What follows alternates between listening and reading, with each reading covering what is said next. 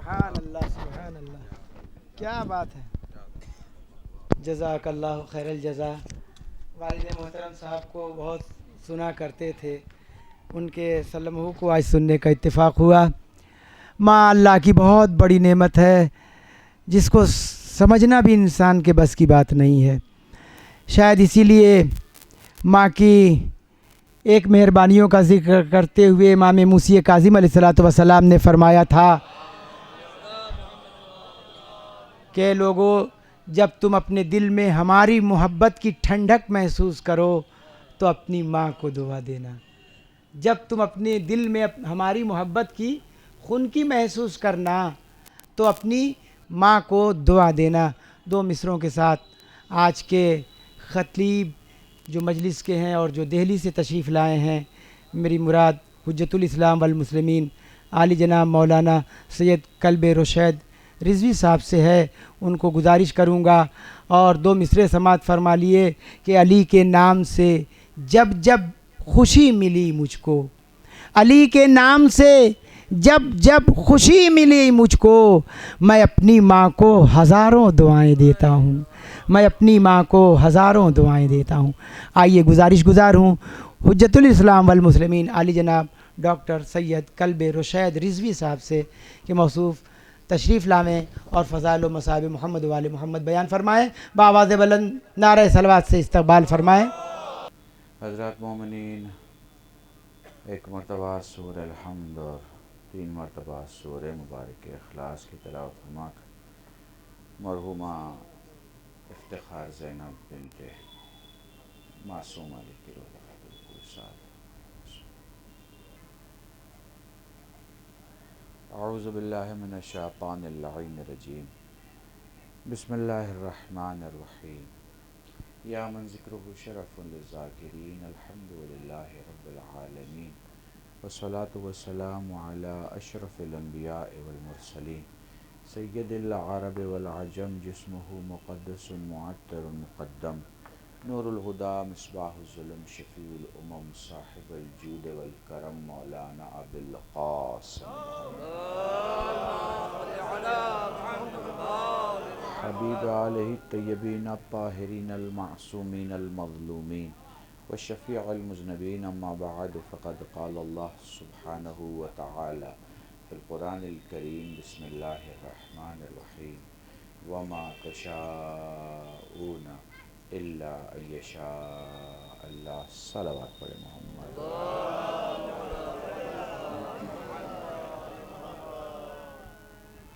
الحمدللہ اس مجلس میں دیکھ رہا ہوں علماء کرام، خطیب ولایت مولا، مجلسی بزرگان اور وہ جوان جو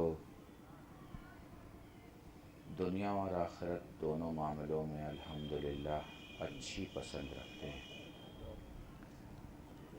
گوہر ایجنسی کے اس یوٹیوب چینل سے لائیو ٹیلی کاسٹ دور تک جو سن رہے ہیں اور جو اگلے کئی سالوں میں سنیں گے، ان سب کو شریک مجلس کرتے ہوئے سب کی سلامتی کے لیے ایک بار مل جل کر درود پڑھے محمد.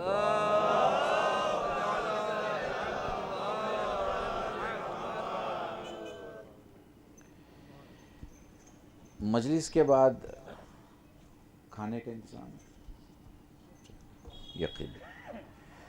تو یہ جو ٹائمنگ ہے وہ بہت بہترین ہے. اس سے بہتر کوئی ٹائم نہیں ہو سکتا. چونکہ دوسرے وقت مجلس ہوتی ہے تو یا تو شاعر کو آپ کو جگائے رہنا پڑتا ہے یا خطیب کو جگانا پڑتا ہے. ان دونوں حالتوں سے آپ اس وقت ماشاءاللہ باہر ہیں. نہ شاعر کو آپ کو جگاتے رہنا ہے اور نہ خطیب کو آپ کو جگانا ہے. جاگے ہوئے ہیں آپ کیونکہ نماز پڑھ کے بیٹھے ہیں، اور ہمارے یہاں نیند میں نماز نہیں ہوتی. درود پڑھیں محمد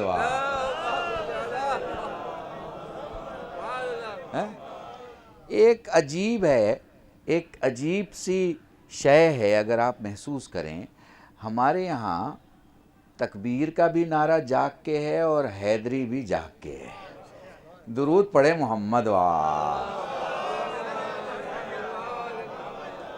نعرہ حیدری، نعرہ صلوات. اللہم صلی علی محمد.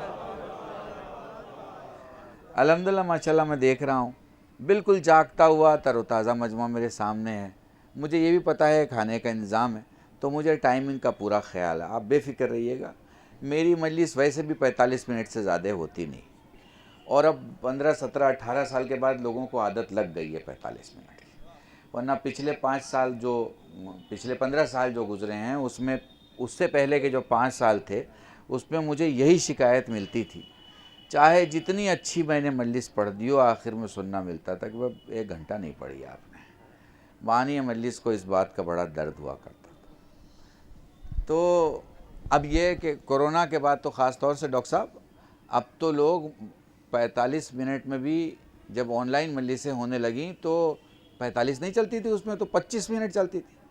چونکہ کوئی بھی اپنی نظریں ٹکا کے موبائل پہ یا اسکرین پہ 25 منٹ سے زیادہ نہیں بیٹھ سکتا. وہ کوئی نہ کوئی کسی نہ کسی کام میں لگ جائے گا اور پھر وہ اپنی سہولت کے حساب سے آ کے بیٹھے گا. اور آپ کو میں ایک جسٹیفیکیشن دیتا ہوں. آپ ہمارے اپنے معصوم میں سے کسی معصوم کا پورا خطبہ پڑھ جائیے، 20 منٹ میں خطبہ ختم ہو جائے گا اور 20 منٹ میں اس کا ترجمہ ختم ہو جائے گا. وہ جن کے پاس بولنے کے لیے لفظوں کی کمی نہ ہو، وہ امیر ہو کے اتنا کم بولے تو فقیر ہو کے کوئی زیادہ کیسے بول سکتا ہے. درود پڑھے محمد وار. ٹھیک ہے. نان پارا کا پڑھا لکھا مجمع الحمدللہ ماشاءاللہ. اور یہ خطابت کے حساب سے ہم یہ بہرائچ کی جو زمین ہے اس طرف کی ماشاءاللہ سے سبھی جاگتی ہوئی بستیاں ہیں الحمدللہ. کہ میں بہت کم آیا ہوں مگر پھر بھی آیا ہوں، میں نے دیکھا ہے. میرے خیال 10-12 سال کے بعد میں آ رہا ہوں آپ کے درمیان. تو ایک موضوع پہ گفتگو کرتے ہیں اور حالات حاضرہ ذہن میں رکھیے گا، ہے نا. اور پولیٹیکل سندربھ مت بھولیے گا، کیونکہ اگر میں نے وہ نہیں اشارے کیے تو میں نے ممبر پہ آنے کا حق نہیں ادا کیا. ٹھیک ہے. ممبر جمعہ اور ممبر مجلس، ان دونوں میں ایک چیز واجب ہے، دوسری ہر چیز مستحب ہے. اور وہ ایک چیز واجب کیا ہے؟ سیاست. بہت اہم چیز ہے. علماء بیٹھے ہیں اور دوسری ہر شے کا ثواب ہے، مستحب ہے. سیاست واجب ہے، اور اس قدر واجب ہے کہ میں آپ کی نماز نہیں پڑھ سکتا، آپ اپنی پڑھیے. میں آپ کے روزے نہیں رکھ سکتا، آپ اپنے رکھیے. اگر مجبوری نہیں ہے تو میں آپ کے حج نہیں کر سکتا، آپ اپنا کیجئے. سمجھ رہے ہیں نا. یہ ایسا واجب ہے جس میں اگر کوئی نقطہ سیاسی مجھے سمجھ میں آ گیا، مجھ پر واجب ہے کہ میں اپنے قوم کو بتاؤں.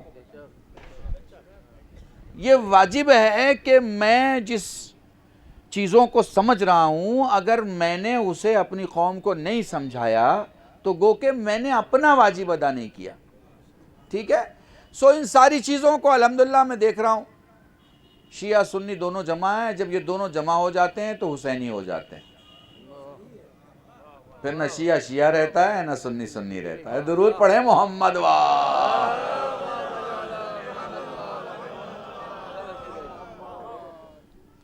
تو ایک چھوٹا سا موضوع، آدمی، انسان اور عقل. اب اسے جس طرف سے آپ دیکھ لیں اور جس طرح پلٹ، آدمی، انسان اور عقل، یہ موضوع ہے. اگر مجھے کوئی ہندو بھی سن رہا ہے اس کی بھی سمجھ میں آ جائے گا کہ قلب رشید کیا کہہ رہے ہیں.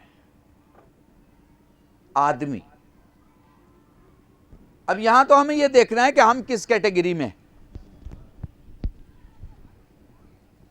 تو مجمع کا کوئی بھی آدمی کہے گا ارے قبلہ یہ بھی کوئی سوچنے سمجھنے کی بات ہے، ہم انسان ہیں. نہیں میرے بھائی، یہ بہت بلند منزل ہے، بہت بلند منزل ہے۔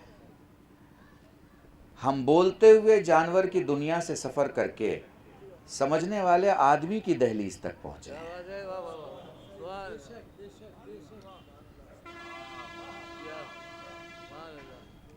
اور مقدر رہا تو وہ سفر کریں گے جو آدمی سے انسان کا ہوتا ہے۔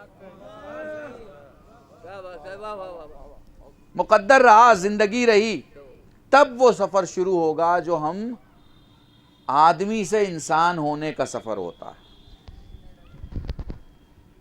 سو ذرا سا آگے چلتے ہیں اور یہ دیکھتے ہیں کہ آدمی کیوں کہا جاتا ہے۔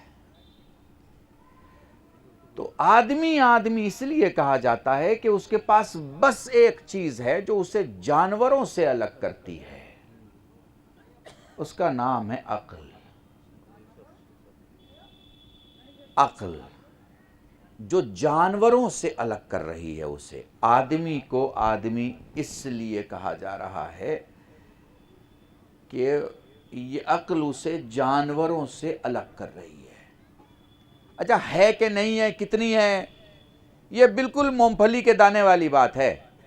آپ نے مونگ پھلی لیا، اس کے باہری حصے کو چھیلا، توڑا، اندر سے دانہ نکلا، آپ نے کھایا۔ اب وہ اس کا ٹیسٹ کیا ہے یہ بتا دے گا کہ وہ کتنی تازہ ہے، کتنی بیمار ہے، کتنی صحت مند ہے، کتنی اچھی ہے، کتنی سڑی ہوئی ہے، یہ آپ کو کھانے کے بعد یا حد عقل دیکھنے کے بعد پتہ چلے گا۔ تو جب اس ہیومن لائف کے بیہیو کو ہم دیکھیں گے تو ہمیں پتہ چلے گا کہ یہ کیسا انسان ہے یا ہو سکتا ہے یا ہونے کی امید ہے۔ ٹھیک ہے، ایک بہت لمبا سفر ہے اور بہت ہی خشک موضوع میں نے آپ کے سامنے چنا ہے تاکہ میں ایک موضوع آپ کے سامنے مکمل کروں، لیکن نتیجہ بہت بہتر ہوگا۔ پوری توجہ چاہ رہا ہوں۔ تو اس عقل نے ہمیں دور کیا جانوروں کی فہرست سے۔ جتنا یہ عقل گرتی چلی جاتی ہے، اپنے وجود کو کھوتی چلی جاتی ہے، ہم جانوروں کی طرح ہوتے چلے جاتے ہیں۔ جتنا یہ عقل اپنے معنوں کو پاتی رہتی ہے، اس کے قد کو دکھانے میں کامیاب رہتی ہے، اور جتنا وہ خود کو مکمل طور پر واضح کر پاتی ہے، اتنا انسان بلند سے بلند تر ہوتا چلا جاتا ہے۔ اب ظاہر سی بات ہے، جیسے سانسیں اندر ہیں، باہر نہیں آتی دکھانے کے لیے کہ سانسیں چل رہی ہیں، سمجھ رہے ہیں؟ ویسی عقل ہے، اندر رہتی ہے، باہر نہیں آتی دکھانے کے لیے کہ کتنی عقل ہے، جب تک کہ حکم نہ ہو جائے۔ بس یہی خاموشی آپ کی چاہیے تاکہ میں یقین کروں کہ ہاں آپ مجھے بالکل، آواز میری آخر تک آ رہی ہے نا؟ آواز آ رہی ہے پراپر؟ تاکہ میں یقین کروں کہ ہاں آپ مجھے غور سے سن رہے ہیں۔ تو دیکھیے یہ عقل ہے جس کی کچھ علامتیں ہیں، کچھ علامتیں۔ پہلی بہت ہی بیسک علامت یہ ہے کہ عقل آپ کو احساس دلا دیتی ہے کہ اچھا کیا ہے اور گندا کیا ہے۔ لفظوں کو محسوس کیجئے گا، میں نے یہاں برا نہیں کہا۔ اچھا کیا ہے اور گندا کیا ہے، یہ پہلی بیسک عقل کی پہچان ہے کہ اگر کسی کے پاس عقل ہے تو وہ دو چیزیں ایک ساتھ سمجھے گا۔ اچھا کیا ہے یہ بھی سمجھے گا اور گندا کیا ہے یہ بھی سمجھے گا۔ محسوس کر پا رہے ہیں آپ؟ گندا کیا ہے، اس لفظ گندگی کو محسوس کیجئے گا اور تاریخ کے لفظوں میں دور تک محسوس کرنے کی کوشش کیجئے گا۔ صرف اچھا سمجھ رہا ہے، اس سے عقل ثابت نہیں ہوتی ہے۔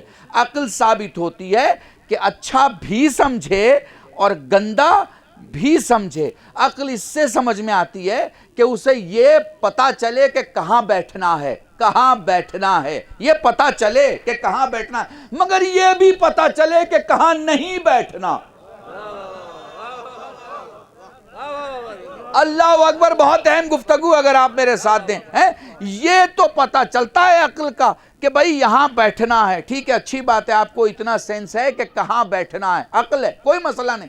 لیکن اس سے زیادہ عقل اس وقت کنفرم ہوتی ہے جب آپ کو یہ پتہ چل جائے کہاں نہیں بیٹھنا، کہاں نہیں بیٹھنا. اس کا مطلب یہ ہے کہ عقل یہ بھی آپ کو بتاتی ہے کسے ماننا، کسے ماننا. پر اس سے بڑی چیز یہ ہے کہ عقل یہ بتاتی ہے کسے نہیں ماننا. ٹھیک ہے کہ خدا کے علاوہ دعا کسی سے نہیں مانگی جا سکتی، مگر خدا خود بھی تو بتا رہا ہے کس سے مانگی جا سکتی ہے. یعنی آپ کا پلس جاننا بھی ضروری ہے اور آپ کا مائنس جاننا بھی ضروری ہے. اب ذرا سا اسے مجلسی جملہ استعمال کر لوں آپ کی اجازت سے. یعنی عقل کی دلیل یہ بھی ہے کہ آپ کو یہ پتا چلے کہ چادر کے اندر کون کون بلائے گئے. عقل یہ بھی ہے کہ آپ کو پتا چلے کہ چادر کے اندر کون کون بلائے گئے. لیکن اس سے بڑی بات یہ ہے کہ آپ کو یہ بھی پتا ہو کہ کسے کسے نہیں بلایا گیا. درود پڑھیں محمد وار.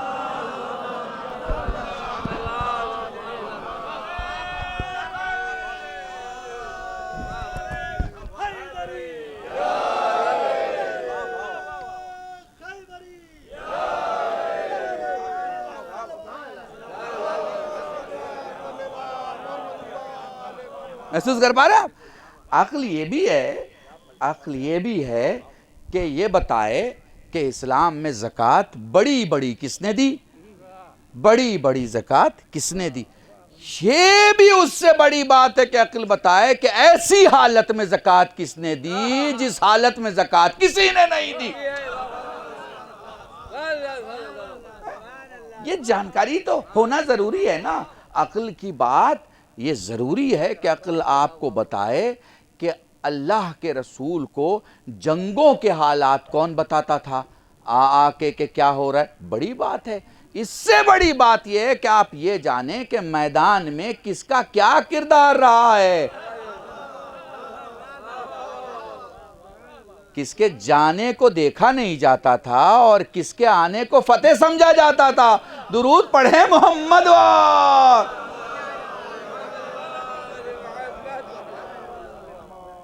ٹھیک ہے نا. ہوتا ہے نا آپ کی زندگی میں، شادی ہو رہی ہے، 10 رشتہ دار 10 دن پہلے سے آ گئے. اس میں سے چند رشتہ دار نے کہا کہ وہ کچھ کام آ گیا جا رہے ہیں. آپ نے کہا ہاں کوئی بات نہیں، اپنا کام کر لینا، آ جانا، پریشان مت ہونا، کام کر کے آنا. لیکن چند رشتہ دار ایسے بھی ہوتے ہیں جن سے آپ کہیں گے بھائی تم چلے جاؤ گے تو ہم کیا کریں گے. علی کبھی اس دائرے میں نہیں رہے، کبھی اس دائرے میں نہیں رہے کہ ہاں جہاں جانا ہو چلے جاؤ، کوئی مسئلہ نہیں ہے. علی اس دائرے میں رہے کہ پیغمبر فرماتے تم چلے جاؤ گے تو رہ کون جائے گا. درود پڑھیں محمد وار. سمجھتے چلے جائیے گا اور جہاں آپ کو لگے میں غلط پڑھ رہا ہوں مجھے یہیں اتار دیجئے گا، کوئی مسئلہ نہیں ہے بالکل بھی. اور جو پڑھ رہا ہوں ذمہ داری سے پڑھ رہا ہوں. تو عقل آپ کو الگ کرتی ہے، الگ. میں آپ کو پولیٹکس کی اس مثال دے دوں. دیکھیں آپ گھروں میں رہتے ہیں، آپ کو ایسا لگتا ہے کہ آپ محبت کرنے والے لوگ ہیں، آپ میں سیاست نہیں ہے، حالانکہ آپ میں بہت زیادہ سیاست ہے، بھری پڑی ہے آپ میں سیاست. بس پرابلم یہ ہے اس کا ڈائریکشن ٹھیک نہیں ہے. مطلب بندوق چلانا تو آپ کو اچھے سے آتی ہے لیکن آپ عزیزوں میں چلاتے ہیں، محاذ پہ نہیں چلاتے. پرابلم آپ کی یہ ہے. ہاں سمجھ رہے ہیں. اگر ہمارا کوئی سنی بھائی ہے تو میلاد سننے کے بعد باہر جو گفتگو کرتا ہے وہ سیاست ہی تو ہے. ہمارا کوئی شیعہ بھائی ہے تو مجلس کے بعد باہر جو چرچائیں ہوتی ہیں کیا ہے؟ سیاست ہی تو ہے. فرق اتنا ہے کہ آپ گھر میں سیاست کرتے ہیں جبکہ آپ کو پارٹیوں میں سیاست کرنا چاہیے. اگر کوئی پولیٹیکل پارٹی ہے تو وہاں سیاست کیجئے، وہاں جتنی آپ کے اندر چھمتائیں ہیں اس کا آپ پورا وہ کیجئے، استعمال کیجئے، دکھائیے کہ آپ واقعاً رننیتی کار ہیں، آپ کو راجنیتی سمجھ میں آتی ہے. آپ کر سکتے ہیں, آپ کی ویلیو ہے, آپ سمجھتے ہیں, آپ سیاست کا بھوگول سمجھتے ہیں, آپ کچھ کر سکتے ہیں, ٹھیک ہے. لیکن ہماری پرابلم کیا ہے, ہم لوگوں نے گھر کے اندر سیاست شروع کر دیا. میں اسی لیے سیاست میں اس لیے بار بار ذکر کیا کرتا ہوں, تم کرو, اسے استعمال کرو اس طاقت کا, مگر خدا کے واسطے علم اٹھا کے نہ کرو, خدا کے واسطے تابوت اٹھا کے نہ کرو, خدا کے واسطے فرش عزا بچھا کے نہ کرو, خدا کے واسطے منبر پہ آ کے نہ کرو. درود پڑھے محمد وا.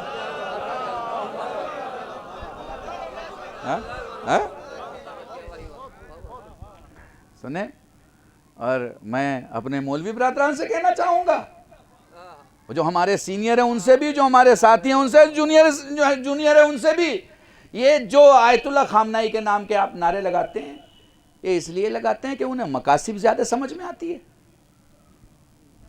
یا آپ اس لیے لگاتے ہیں کہ انہیں کفایہ زیادہ سمجھ میں آتی ہے, یا آپ اس لیے لگاتے ہیں کہ وہ 50 سال سے در سے خارج دے رہے ہیں؟ نہیں, یا آپ اس لیے لگاتے ہیں کہ وہ رہبر ہے اس وقت تشیع کا جو سیاست کی وجود سے بھی واقف ہے اور اس کے نیت سے بھی واقف ہے. بہت بڑا جملہ میں نے کہا تمہارے درمیان, خدا کی قسم, خدا کی قسم. ہاں, عالم ہوگے تو گھر بچا لوگے, محلہ بچا لوگے, شہر بچا لوگے. سیاست مدار ہوگے تو نسل بچا لوگے, ملک بچا لوگے اور مستقبل بچا لوگے. مستقبل بچا لوگے, مستقبل بچا لوگے. آج یورپ ایران کا دشمن ہے. کس وجہ سے؟ کس وجہ سے؟ کیا اس لیے کہ وہاں دینی تعلیم ہے؟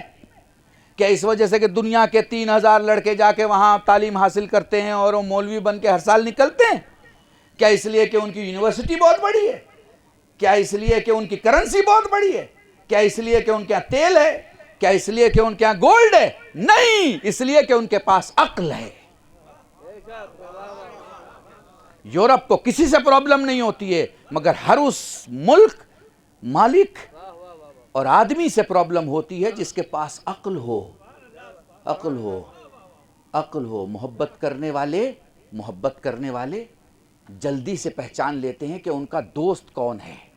سیاست کرنے والے بالکل دیر نہیں لگاتے یہ پہچاننے میں کہ ان کا دشمن کون ہے. زندگی دوست شناسی سے نہیں, دشمن شناسی سے چلتی ہے. دشمن کی پہچان کتنی ہے؟ ڈاکٹر کے پاس آپ جاتے ہو صحت دکھانے کے لیے, ہیں؟ جاتے ہیں نا آپ؟ کوئی ایک ڈاکٹر دکھا دیجئے جو اینٹی بائیوٹک کے ساتھ وٹامن دیتا ہو. نہیں نا. کیا دیتا ہے وہ؟ اسے پتا ہے کہ جیسے آپ اینٹی بائیوٹک کھائیں گے آپ کا ہاضمہ خراب ہوگا, ٹھیک ہے, تو وہ آپ کو ایک الگ دوا دیتا ہے جو آپ کے ہاضمے میں آپ کی مدد کرتا ہے, آپ کو ایسیڈک ہونے سے روکتا ہے. ہونا تو یہ چاہیے تھا کہ ایک طرف کمزوری آ رہی ہے تو دوسری طرف مضبوطی کی دوا دے دی جائے. پر چاہے وہ علم الادیان ہو یا ابدان ہو, چاہے وہ بدن کا علم ہو یا دین کا علم ہو, یہاں پر ایک سلیقہ چلتا ہے, اور یہ سلیقہ کیا ہے؟ دشمن کو پہچانو, وہی زندگی ہے. دوست کو پہچانو, معاشرہ ہے, زندگی نہیں ہے. دشمن کو پہچانو, زندگی ہے. اب یہ پورے خلیج میں دیکھ رہا ہے, جس کے پاس جا کے کھڑا ہوتا ہے بڑا قد لے کے سب کہتے ہیں ہمارا دریائی ساحل لے لو, ہماری جہاز رکھنے کا لنگر لے لو, ہماری جگہ لے لو, ہمارا میدان لے لو. اس پورے علاقے میں ایک ہی تو ملک ہے جو کہتا ہے تمہاری کشتی ہمارے دریا کے پانی سے نہیں گزر سکتی, تمہاری جہاز ہمارے ہواؤں کے علاقے سے نہیں گزر سکتی, تمہارا طیارہ ہمارے آسمان کے علاقے سے نہیں جا سکتا. کہاں بیٹھے ہو, میں تمہیں کیا سمجھا رہا ہوں. سب کہہ رہے ہیں لے لو جو لینا ہے.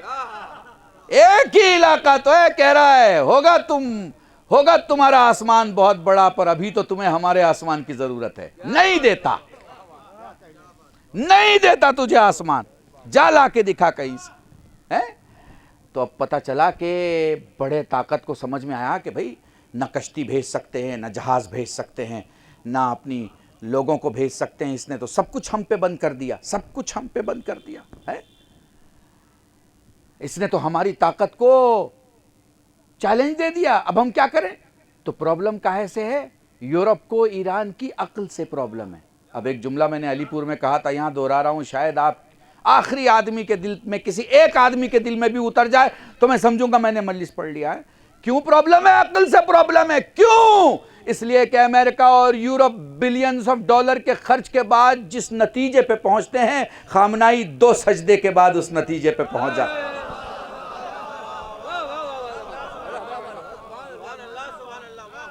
مل جل کے درود پڑھے محمد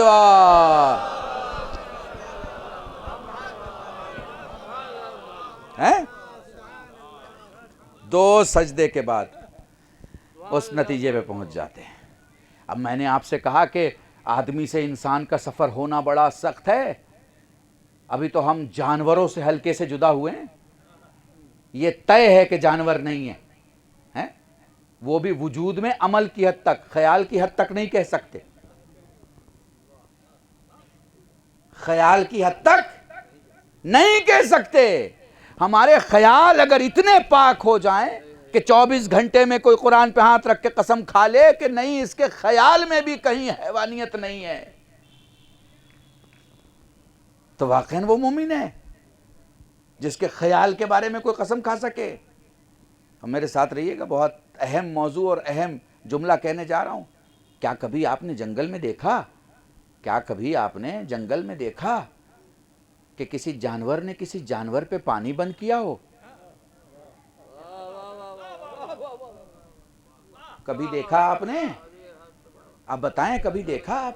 نہیں دیکھا نا. میں نے کہا تھا دیکھیے, پولیٹکس بھی یاد رکھیے گا, آج کے سندرب بھی یاد رکھیے گا, تازے معاملات بھی, حالات حاضرہ بھی ہیں. اب میں آپ کو بتاتا ہوں, دنیا میں 100 لوگ ہیں, 100 لوگ, مولانا 100 لوگ ہیں جن 100 لوگوں نے دنیا کو روشنی دی ہے.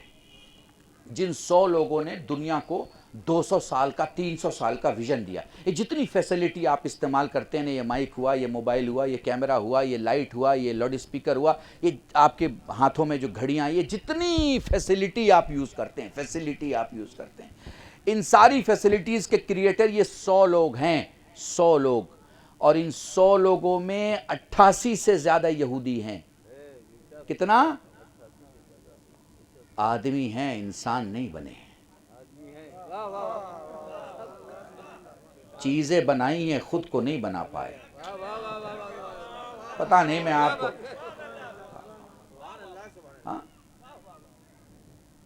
چیزیں بنائی ہیں, خود کو نہیں بنا پائے. اور یہ آدمی بھی مجھے کہتے ہوئے شرم آتی ہے, کیونکہ جب جانور پہ پانی بند نہیں کرتا تو پھر آدمی پہ پانی کیسے بند کر سکتا ہے؟ میں نے آپ کے یہاں اعظم گڑھ کی طرف ایک جملہ کہا, یہ عربوں کا دماغ بھی بڑا عجیب ہے. یہ جس سے غصہ ہوتے ہیں اس پہ پانی بند کر دیتے ہیں. 1400 سال پہلے بھی ہم نے سنا اور دیکھا, اور 1400 سال کے بعد بھی. یہ جو پانی بند کرنے کی بات کریں تو سمجھ جاؤ, اس کا دماغ ہی خراب نہیں, اس کا نسل خراب ہے. درود پڑھیں محمد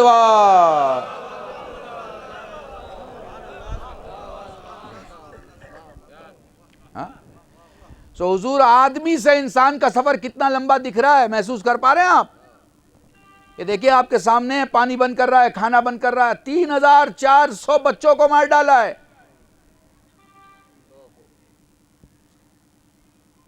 اور مجھے تو یہ آنکڑا بیان کرنے والے میڈیا کے لوگوں پر ترس آتی ہے. انہیں بھی تو آئینے میں چہرہ دیکھنا ہے, انہیں بھی تو کسی کا سامنا کرنا ہے, ان کا بھی تو کوئی دھرم ہے, یہ بھی تو کسی بھگوان ایشور کو ماننے والے ہیں, ان کی بھی تو کچھ نیتی ہے, ان کی نظر میں بھی تو کچھ انیتی ہے, ان کے پاس بھی تو کوئی نیائے ہوگا. 1,20,000 فلسطینیوں کو پچھلے 10 سال میں مارا گیا ہے. کتنا؟ اس گنتی کو کوئی نہیں بتاتا. میں ہیومن رائٹس کی آپ کو ڈیٹیل دے رہا ہوں, اس گنتی کو کوئی نہیں بتاتا. کیوں نہیں بتاتا؟ کیوں نہیں بتاتا؟ اس لیے کہ آپ لوگ سیاست میں ہے ہی نہیں. ہمارے سنی بھائیوں نے میلاد کو مذہب سمجھ لیا ہے، آپ نے مجلس کو مذہب سمجھ لیا ہے. مجلس ہو گئی، میلاد ہو گیا، آپ نے کھانا کھا لیا، ختم. ابھی یہاں جلوس کے نام پہ کسی کو نکلنا ہو تو سوال یہ کون بلا رہا ہے؟ آپ لوگ بلانے والے پہ جاتے ہو، مقصد پہ نہیں جاتے. آپ سوئے ہوئے ہو ابھی، جس دن جاگو گے اس دن مقصد دکھائی دے گا، بلانے والا دکھائی نہیں دے گا. مل جل کر درود پڑھے محمد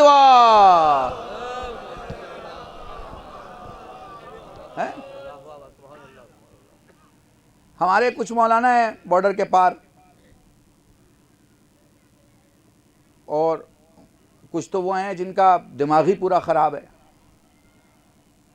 شیعت میں رہ کے شیعت سمجھ نہ آئے، اس کا دماغ کیسے ٹھیک ہو سکتا ہے؟ بھئی لباس پہن کے مولویت سمجھ میں نہ آئے، امامہ رکھ کے خندیت سمجھ میں نہ آئے. وہ ایسے بدقسمت لوگ بھی اگر سوچیں کہ ان کی گنتی کی جائے، تو میں نے دیکھا بڑی بھیڑ ہے، لوگ خطاب کر رہے ہیں، لوگ آواز اٹھا رہے ہیں، لوگ بات کر رہے ہیں. ارے بھائی تمہارے ہاں تو آرمی کی حکومت ہے، اپنی آرمی سے کہو جہاز لے کے جائے. اتنا چلا چلی آواز اٹھانا، صدا کرنا، ان کی کیا ضرورت ہے؟ اپنے دیش کی آرمی سے کہیے چلے جائے. آپ نے تو اسلامی جمہوری نام رکھا ہوا ہے، پھر آپ کو کیا پرابلم ہے؟ نام آپ کا اسلامی جمہوری ہے نا، تو کہیے اپنی فوج کو چلی جائے، دکھائے سولیڈریٹی، دکھائے کہ وہ مسلمان ہے، دکھائے کہ وہ مظلوم کے ساتھ ہے. یہ آپ جو روڈ پہ کھڑے ہو کے نعرہ لگا رہے ہیں، کیوں لگا رہے ہیں؟ یہ تو اگر ہمیں لگانا ہوگا تو ہم لگائیں گے، ہم لگائیں گے. اور آپ کی طاقت ہے. اگر آپ کی طاقت نہ ہوتی تو آپ کے دیش کے پرائم منسٹر 4 جہاز نہ بھیجتے. چونکہ آپ کے ملک کی فورن پالیسی میں ہے کہ ہم فلسطین کو مانتے تھے، مانتے ہیں، اور سمجھیے گا آپ بات کو. تو بھیج دیجئے اپنی فوج کو. میں پڑوس کے ملک کی بات کر رہا ہوں. وہ میں ابھی گفتگو کر رہا تھا صبح ہی، تو ٹرکی میں گفتگو ہو رہی تھی ٹی وی پہ فلسطینیوں کے سلسلے سے. تو اس میں کسی بچے نے جواب دیا تھا کہ ہمارے یہاں ہم نے دن کی 5 نمازیں نہیں 6 نمازیں پڑھی ہیں. ہر 5 نماز پڑھنے والوں نے نماز جنازہ بھی پڑھی ہے. تو ہمارے یہاں دن میں 6 نمازیں پڑھی جاتی ہیں، 5 نہیں پڑھی جاتی ہیں. اس کے بعد اینکر کہتا ہے کہ اس بچے نے یا کسی اور نے آگے کہا کہ اب ہمارے یہاں تھوڑی نماز جنازہ کی ضرورت ہے، چونکہ نماز جنازہ تو مردوں کے لیے پڑھی جاتی ہے. مردے تو وہ 50 ملک میں بیٹھے ہوئے ہیں جو اپنے آپ کو زندہ کہہ رہے ہیں. ہم تو زندہ قوم ہیں.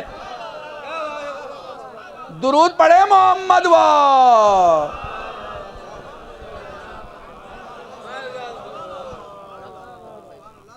محسوس کر پا رہے ہیں آپ؟ تو سب سے بڑی چیز کیا ہے؟ آدمی ہونا.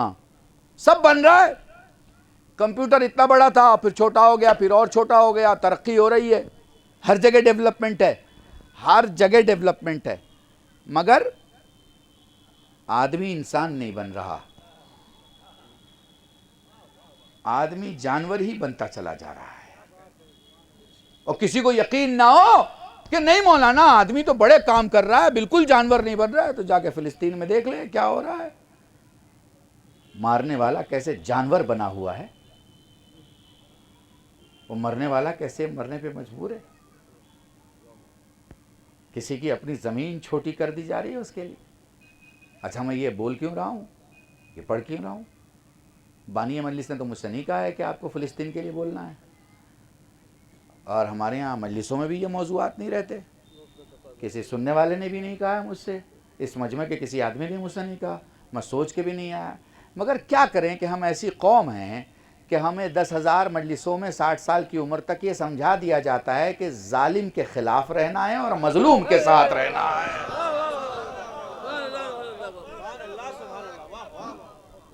ہمیں یہ سمجھا دیا جاتا ہے کہ کہیں اگر ظلم ہو رہا ہے تو ہمیں ظلم کے خلاف رہنا ہے.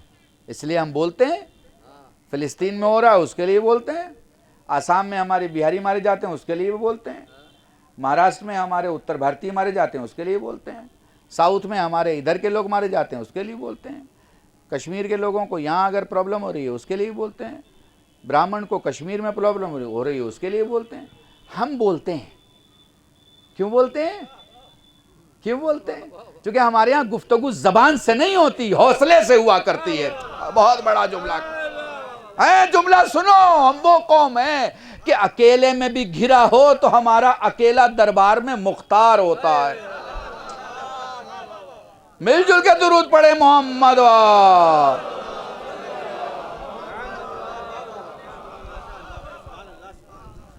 हुजूर तो आपके पास अक्ल है, इसका मतलब आप इंसान हैं। शुरुआत हो गई आपके इंसान होने की। तो ये अक्ल क्या चीज़ देती है आपको? अक्ल दो चीज़ देती है, उसमें से बस एक का तस्करा और रब्त मसाइब वक्त हो गया। पूरी तवज्जो। अक्ल आपको इख्तियार देती है। क्या देती है? इख्तियार।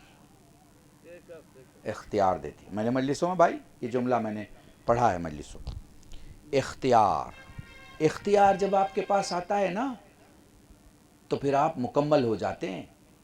मैं आपको बताऊं, एक बड़ी कंपनी की गाड़ी मर्सिडीज बेंज BMW ऊपर से नीचे की तरफ आ रही हो, ऊपर से नीचे की तरफ, पहाड़ की चोटी से नीचे की तरफ आ रही हो, आ रही है धीरे धीरे धीरे धीरे धीरे, और मैं ऊपर से 100 लीटर का एक ड्रम डाल दूं, ये बताइए ड्रम पहले पहुंचेगा या गाड़ी पहले पहुंचेगी?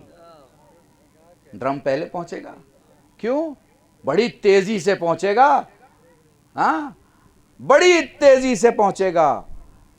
क्यों भाई? गाड़ी से पहले कैसे पहुंच गया? वो तो 5 करोड़ की थी। आप कहेंगे मौलाना गाड़ी के पास इख्तियार था, ड्रम के पास इख्तियार नहीं था। तो जल्दी दौड़ते हुए लोगों को देखो तो समझ जाओ बेइख्तियार आदमी है। तवक्कल की चटाई पे बैठे हुए अल्लाह पे भरोसा करने वाले इंसान को देखो तो समझ जाओ कि बाइख्तियार इंसान है। इसीलिए मैंने पहुंचे हुए खानदानी वलियों को किसी बादशाह के सामने हाथ फैलाते नहीं देखा, हमने बादशाहों को देखा है जो वलियों के सामने हाथ फैला रहे हैं। हैं? मेरे अजीजान, तो अब क्या हुआ? अब इम्तिहान कर लेते हैं और मौजू यही मुकम्मल हो जाएगा। चलते हैं जरा ड्रम से, कहते हैं भाई उतर गया, बड़ी तेजी से उतरा, नीचे आ गया, गाड़ी पीछे रह गई, लोग तेरी तारीफ कर रहे हैं, अब जरा पलट और उस पहाड़ की ऊंचाई पे चढ़ के दिखा।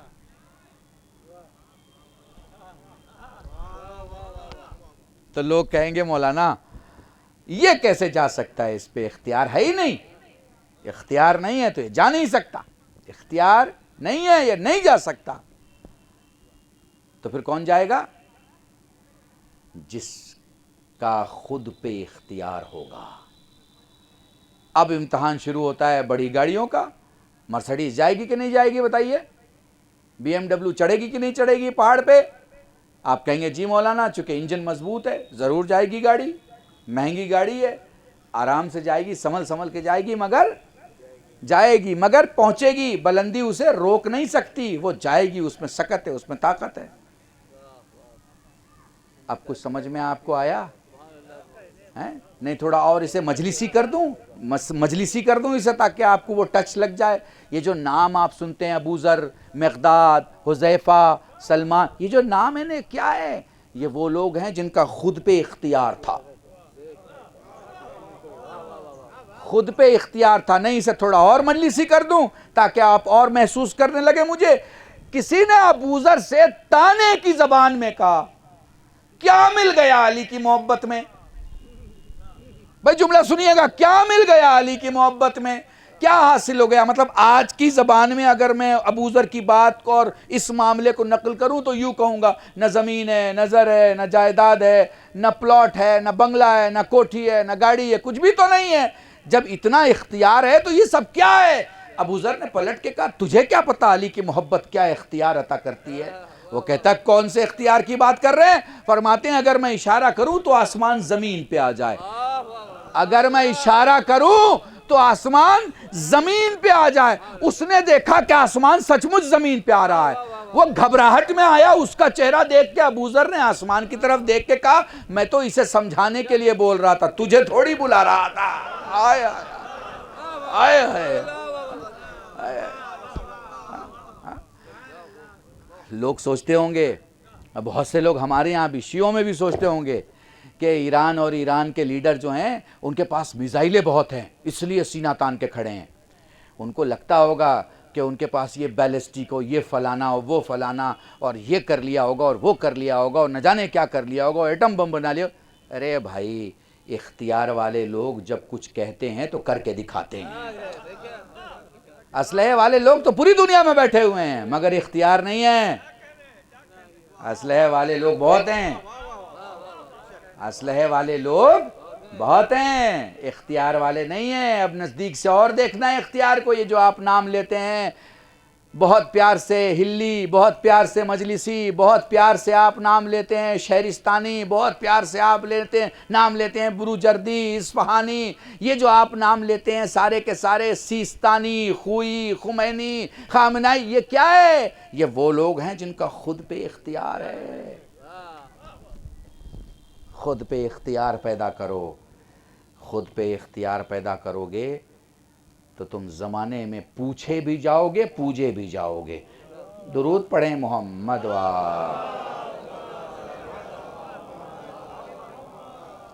بس میرے عزیزان، ہاں، خود پہ اختیار پیدا کرنا ہے۔ اور خود پہ اختیار کب پیدا ہوگا؟ جب عقل ہوگی۔ تو اللہ کی سب سے بڑی نعمت کا نام ہے عقل، اور عقل سے بڑی نعمت کا نام ہے قرآن۔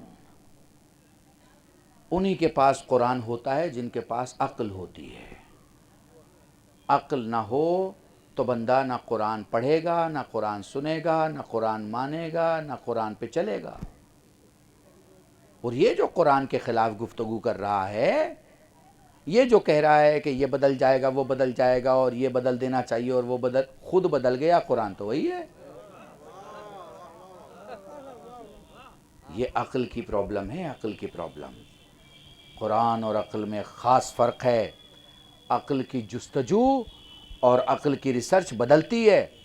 اب موقع نہیں ہے، میں انشاءاللہ پھر کبھی موقع ملا تو آپ کے سامنے گفتگو کروں۔ عقل کی تھیسس، عقل کی کھوج، عقل کی سوچ بدلتی ہے، مگر قرآن کی جو آیت 1400 سال پہلے تھی وہی آج ہے، جو سورہ 1400 سال پہلے وہی سورہ آج ہے، جو حرف 1400 سال پہلے وہی حرف آج ہے۔ کچھ بھی نہیں بدلا۔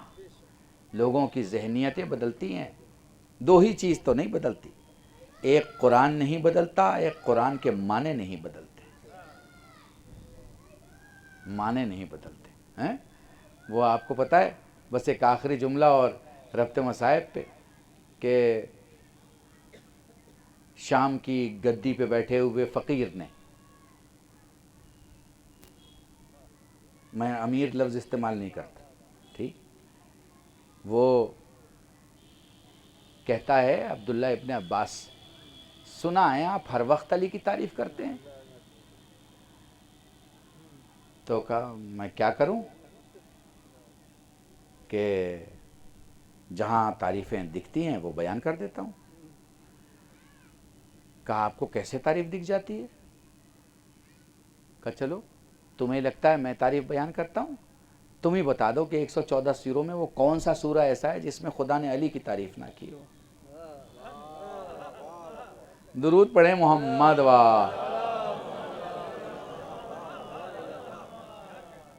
میں آپ کو زیادہ نہیں بول رہا ہوں، سمپل سا فارمولہ دے رہا ہوں۔ اس پورے ہندوستان میں دو قسم کے مسلمان ہیں، 98.9% وہ ہیں جو رسول کے نواسے کی شہادت مناتے ہیں۔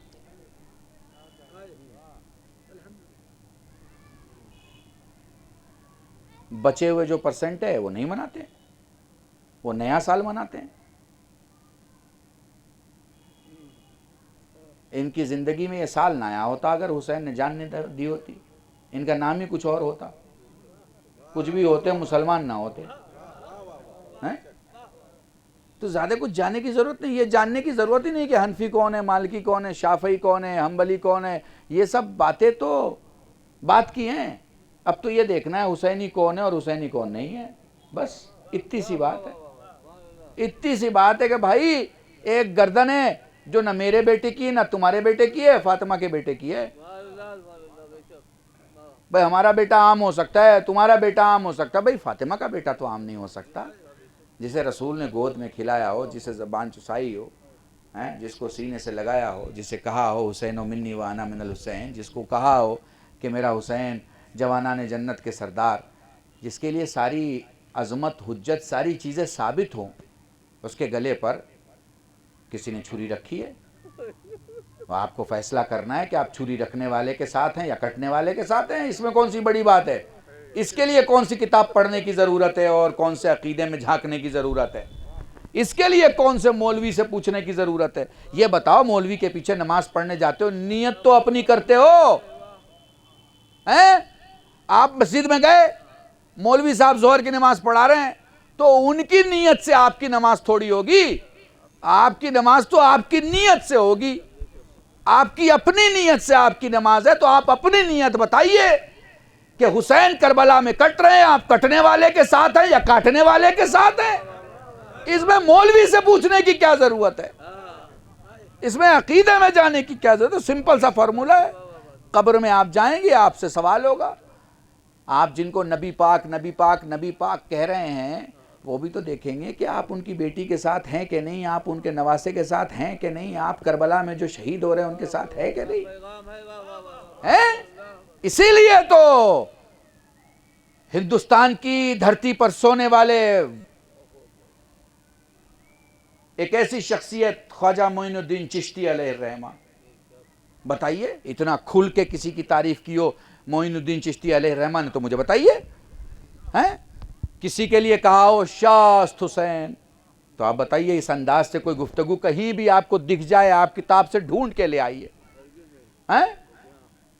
شاست حسین بادشاست حسین، دین است حسین دی پناست حسین، یہ بتائیے مسلمان ہونے کے گناہ کے لیے، سنیے گا جملہ بہت غور سے، مسلمان ہونے کی، چونکہ جو لوگ مار رہے ہیں، مرنے والے کو اس لیے بھی مار رہے ہیں کہ وہ مسلمان ہے، ٹھیک ہے، تو مسلمان ہونے کے گناہ کے لیے جو اس پر گناہ سمجھ کر اس پر تھوپا گیا ہے، ٹھیک ہے، جو مارا جا رہا ہے وہ بڑا یا ہم اور آپ بڑے؟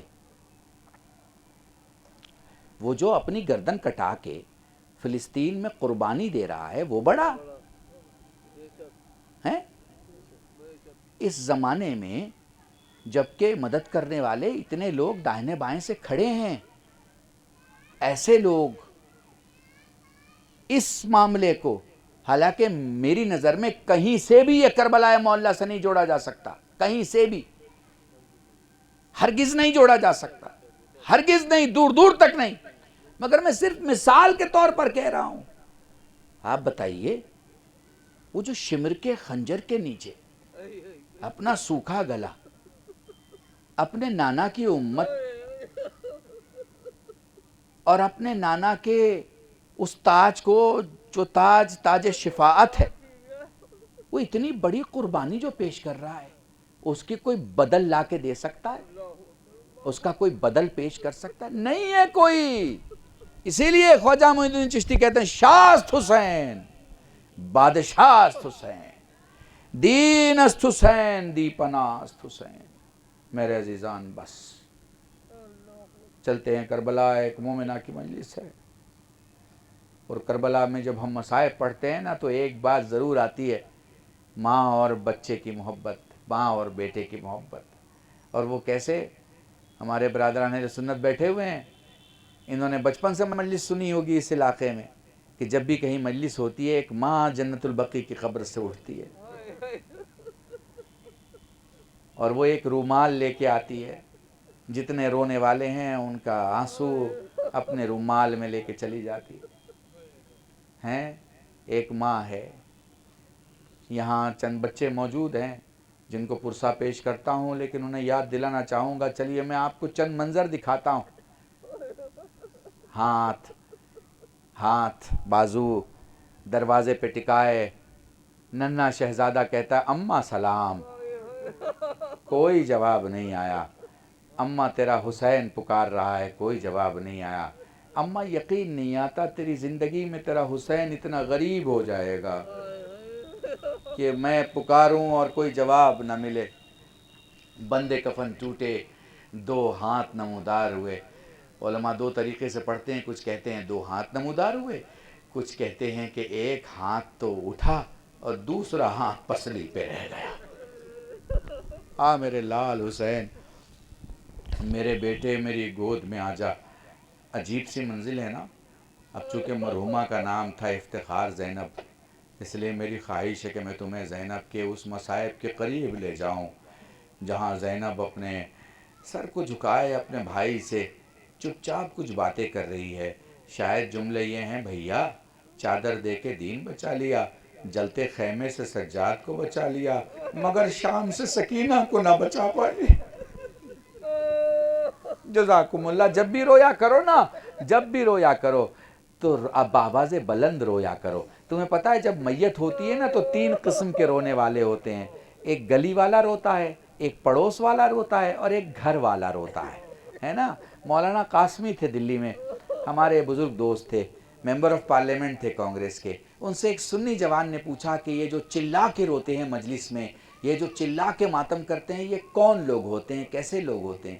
مولانا قاسمی نے کہا، بیٹے تو نے میت کبھی دیکھی ہے؟ اس نے کہا جی میت دیکھی ہے۔ کہا گھر کے باہر بھی دیکھی ہے؟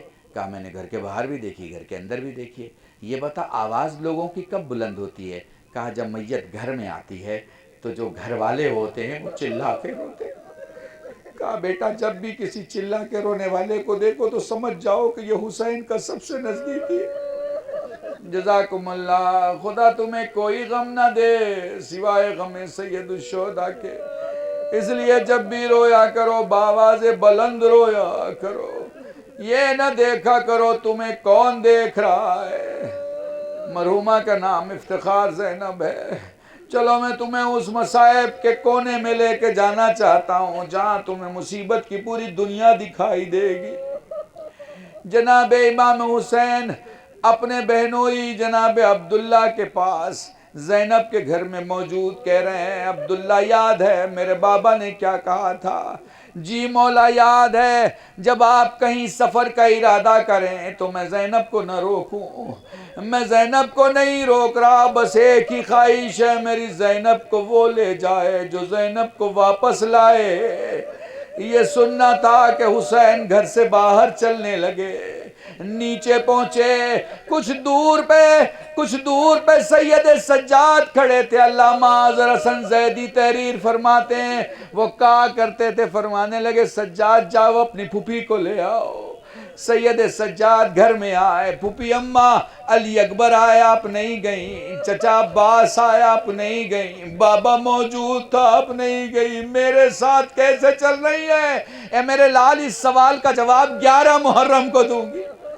جزاکم اللہ جزاکم اللہ۔ وہ لوگ 11 محرم آ گئی، وہ لوگ اونٹوں کو بلایا گیا، وہ لوگ بیبیوں کو سوار کیا گیا۔ میں آپ کو کیسے بتاؤں، جب زینب کو اونٹ پہ سوار ہونا تھا سید سجاد نے اپنے گھٹنے ٹیکے، پھوپھی اماں اپنا قدم رکھے اونٹ پہ سوار ہو جائیں، علی کی بیٹی نے پاؤں رکھا، حسین کا بیٹا گر گیا۔ بھئی ایک ہی جملہ تھا مصائب کا، اگر سمجھ سکو تو سمجھ لینا، علی کی بیٹی نے پاؤں رکھا، حسین کا بیٹا گر گیا۔ فضہ نے دور سے دیکھا، دوڑ کے آئیں، اپنی پیٹھ پہ زینب کو سوار کر کے اونٹ پہ سوار کیا۔ ہائے قافلہ کربلا سے شام پہنچ گیا، 1 سال کے بعد شام سے واپس کربلا آیا، کربلا سے واپس مدینے آ گیا، لوگ اپنی زندگیوں میں مصروف ہو گئے۔ ایک دن عبداللہ نے سید سجاد سے کہا آپ امام وقت ہیں، آپ کی پھوپھی سے بات کریں، اگر راضی ہوں تو پھوپھی کو گھر بھیج دیں کیونکہ میری طبیعت ٹھیک نہیں رہتی۔ سید سجاد نے اپنی پھوپھی کو ان کے گھر یعنی جناب عبداللہ کے گھر بھیجا۔ جیسے ہی گھر میں داخل ہوئی، دیوار پہ ننھی ننھی عبائیں دیکھ کے اپنے اون محمد کا ماتم کیا۔ تھوڑی دیر کے بعد عبداللہ نے دیکھا کہ ایک بی بی گھر میں ماتم کر رہی ہے، کہنے لگے بی بی اے بی بی میرا گھر پہلے سے ماتم کدا بنا ہے، اس شہر میں ایک امام رہتا ہے جس کا نام سید سجاد ہے، آپ چاہیں تو میں آپ کی سفارش کر دوں۔ اپنی چادر سر سے ہٹا کے فرمایا عبداللہ اپنی زینب کو نہیں پہچانا۔ نہ جانے عبداللہ نے کیا دیکھا، غش کھا کے گر پڑے۔ جب غش سے افاقہ ہوا جناب زینب فرماتی ہے عبداللہ کیا انہوں محمد یاد آئے؟ بی بی انہوں محمد یاد نہیں آئے، یہ بتا تیرے بازوؤں میں نشان کیسے ہیں؟ اے عبداللہ زینب کے بازوؤں میں نشان برداشت نہیں۔ عبداللہ سوچو میرے سجاد نے شرابی کا دربار، 700 کرسی نشین، ایک رسن میں 12 گلے، کیسے برداشت کیا ہوگا؟ الا لعنت اللہ علی القوم الظالمین وسیعلم الذین ظلموا ای منقلب ینقلبون انا للہ و انا الیہ راجعون۔ اللہم ارزقنا ایمانا صادقا ولسانا ذاکرا وعلما نافعا وولدا صالحا وعملا متقبلا وتوبة نصوحا وصلی اللہ علی محمد وآلہ الطیبین الطاہرین بفضلک ورحمتک یا ارحم الراحمین۔ پروردگار ہم میں جو غریب ہوں ان کو توانگر بنا، بیمار و بیمار کربلا سید سجاد کی صدقے شفائے کلی عطا فرما، مرحومین و مرحومات کی مغفرت فرما، حضرت وجد کے ظہور میں تعجیل فرما، ہم سب کو ان کے ناصرین میں شمار فرما، ہمیں انسان بننے کی توفیق عطا فرما، ہمیں مسلم بننے کی توفیق عطا فرما، ہمیں شیعان حیدر کرار رہتے ہوئے پوری دنیا اور پوری انسانیت کی خدمت کرنے کی توفیق عطا فرما، ہمیں اس ملک کی خدمت کرنے کی توفیق عطا فرما۔ الہی ہمارے ان چند آنسوؤں کو بارگاہ زہرا میں شرف قبولیت عطا فرما۔ ربنا تقبل منا انک انت السمیع العلیم بحق محمد وآلہ الطیبین الطاہرین بفضلک ورحمتک یا ارحم الراحمین۔ حضرت مومنین کرام ایک مرتبہ سورہ الحمد اور 3 مرتبہ سورہ مبارک اخلاص کی تلاوت فرما کر مرحومہ افتخار زینب بنت معصوم علی کی